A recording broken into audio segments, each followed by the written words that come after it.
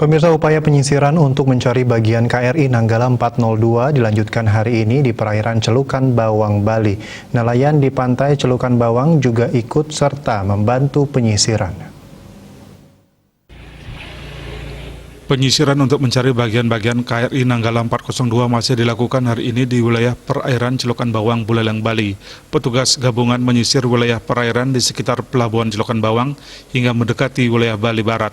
Termasuk para nelayan di pantai Celukan Bawang juga ikut membantu penyisiran. Para nelayan ini diinstruksikan jika menemukan bagian-bagian KRI Nanggala 402 saat sedang mencari ikan, nelayan diminta melapor kepada petugas posko Celukan Bawang.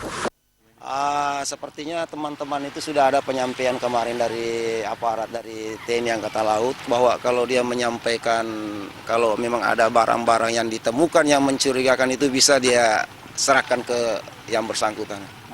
Membantu ya. Terus selama ulat nelayannya belum pernah menemukan apa, Pak? Oh, belum pernah. Kalau untuk anggota nelayan ini belum pernah menemukan yang alat-alat yang seperti mungkin berupa-berupa yang aneh-aneh dari kapal, belum ada.